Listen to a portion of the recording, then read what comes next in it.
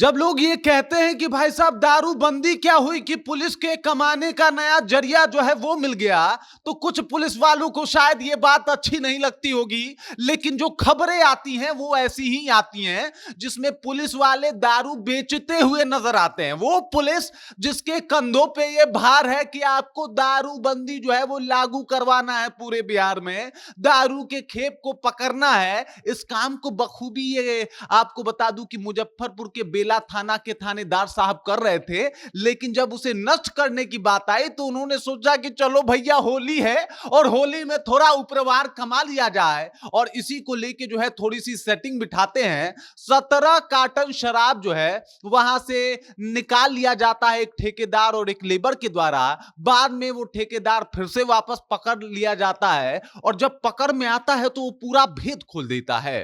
पूरी जानकारी जब आपको बताऊंगा तो आप अपना सर पीटने लगिएगा कि भाई साहब ये लोग दारूबंदी करवाएंगे, और इनके ऊपर दारूबंदी जैसे एक विशेष गंभीर मुद्दा को डाला गया है। ये लोग तो खुद इसको लेके कमाई करने में लगे हुए हैं। पूरी जानकारी के ऊपर आते हैं, लेकिन उससे पहले मेरा परिचय जान लीजिए। मेरा नाम है रजत और आप जनता जंक्शन देख रहे हैं। बता दूं आपको कि यह मामला है मुजफ्फरपुर के बेला थाने का। बेला थाने में साल भर से जो जब्त शराब थे उसे नष्ट करने की कार्यवाही चल रही थी। मंगलवार यानी कल का दिन था, और इसी बीच थानेदार महोदय जो थे अनुपस्थित थे। आमतौर पे नियम यह है कि मजिस्ट्रेट और थानेदार रह के शराब नष्ट करवाते हैं, लेकिन ऐसा हुआ नहीं, और थाने के पीछे एक गड्ढे में शराब को नष्ट किया जा रहा था। लेकिन एक ठेकेदार पहुंचता है और वो जो मुजफ्फरपुर के उस थाने में जाके कहता है कि भाई साहब एक लेबर से कि चलिए जो है कार्टून कार्टून शराब जो है वो पास करवा दीजिए। लेबर उतना देर में 17 कार्टून शराब जो है वो पार करवा देता है।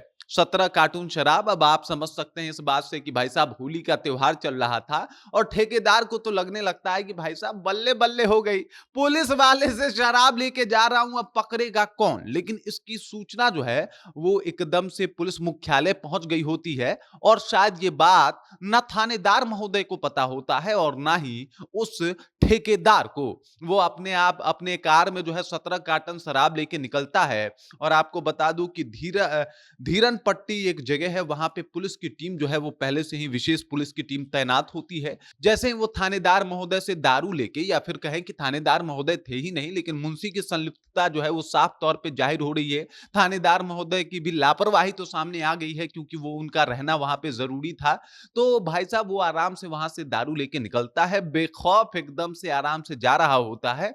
और उसके बाद जो है वो विशेष जो टीम गठित की गई होती है उसको पकड़ने के लिए धीरन पट्टी के पास वो उसे हाथ दे देती है। वो रोक भी देता है, उसे पता होता है कि भाई साहब कौन ही पकड़ेगा, हम तो पुलिस के पास से शराब लेके आ रहे हैं। लेकिन जब वो बताता है कि ऐसी ऐसी बात है, यानी वो बेला थाने से जहां पे दारू नष्ट हो रहा था वहां से कुछ सेटिंग बिठा के दारू लेके आ रहा है, तो पुलिस वाले और वो विशेष टीम वाले एकदम से भौचक्के रह जाते हैं। सब लोग के होश फाख्ता हो जाते हैं कि बताइए भाई साहब, इधर जहां दावा किया जा रहा है बिहार में पूर्ण शराबबंदी लागू है, और क्या एकदम धड़ल्ले से शराब पकड़े जा रहे हैं, लेकिन देख लीजिए शराब पकड़ के क्या हो रहे हैं उसका भी एक उदाहरण है ये बेला थाना का मामला, इंसिडेंट। अब ये जब शराब मिलता है उस विशेष टीम को तो उनके होश फाख्ता हो जाते हैं, और उसके बाद एसपी साहब जो है वो त्वरित कार्रवाई करते हैं। मुंशी की संलिप्तता पाई जाती है, एक मुंशी को और थानेदार महोदय को सस्पेंड कर दिया जाता है, और उसके बाद कहा जाता है कि सीसीटीवी फुटेज की जांच होगी, और जो भी इसके ऊपर दोषी पाया जाएगा उसके ऊपर सख्त कार्रवाई होगी। ये कहानी थी, लेकिन कहानी से आप समझ चुके होंगे कि स्थिति क्या है बिहार में दारूबंदी की। एक तरफ जहां पे थानेदार जो है वो दारू को लेके एकदम से गिरफ्तारी युद्ध स्तर पे कर रहे हैं, थानेदार महोदय एकदम से खूब जो है वो शराब पकड़ भी रहे हैं, और दूसरी तरफ जब ऐसी तस्वीरें आती है तो लोगों को भी पता लग जाता है कि भाई साहब अगर ऐसा हुआ होगा तो शायद ये पहला ही थाना था क्या, यहाँ कई और थाने होंगे जो इस तरीके से दारू पकड़ते होंगे और किसी दारू माफिया या किसी ऐसे ही ठेकेदार को बेच दिया करते होंगे। ये तो और बात है कि ये मामला प्रकाश में आ गया, और ये पूरा मामला जो है वो हेडक्वार्टर पहुंच गया।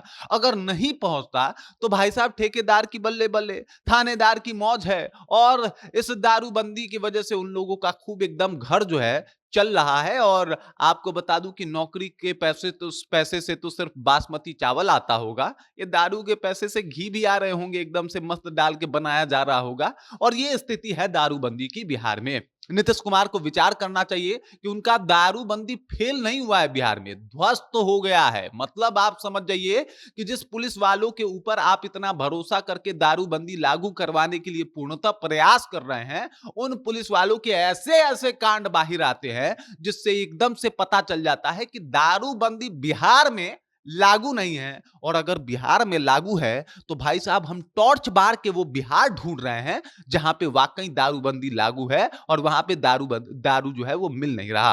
क्योंकि आज तो हर एक गली हर एक मोहल्ले में दारू मिल जा रहा है, आसानी से लोग दारू का जो है वो धंधा और काम कर रहे हैं, उनको कोई समस्या भी नहीं हो रही है। और अब चूंकि थानेदार महोदय को शायद जवाब भी देना पड़ता होगा कि भाई मैंने कितनी गिरफ्तारी की, तो दो चार लोग गिरफ्तार भी हो जाते होंगे, शायद ऐसा ही होता होगा। सुशील कुमार मोदी जो कि अब इस दुनिया में नहीं रहे, उनका भी ये दावा था कि भाई साहब पुलिस अधिकारी जो है वो दारू दारू में भारी लूट मचा रहे हैं। और सिर्फ उन्हीं का नहीं, कई ऐसे नेता हैं जिन लोगों ने ये दावा किया है। और जीतन राम मांझी जो अभी हालिया केंद्र मंत्री हैं, उनका भी बयान था कि व्हाइट कॉलर तक ये पुलिस पहुंच ही नहीं पाती, ये छोटे छोटे और गरीब लोगों को गिरफ्तार कर पाती है, और बड़े बड़े माफिया जिनके पास पैसा है उन तक ये पुलिस जा ही नहीं पाती। इस तरीके का उनका बयान था। और बयान सिर्फ हवा हवाई तो नहीं था ना, सबको पता है कि क्या स्थिति है, भले कोई आपके डर से कुछ बोल ना पा रहा हो। बाकी इस खबर इस जानकारी को लेके और जो दारूबंदी की विचित्र चित्र जो है हमारे समीप आई है, हमारे पास आई है, उसको लेके आप क्या सोचते हैं, आपके जहन में क्या कुछ चल रहा है,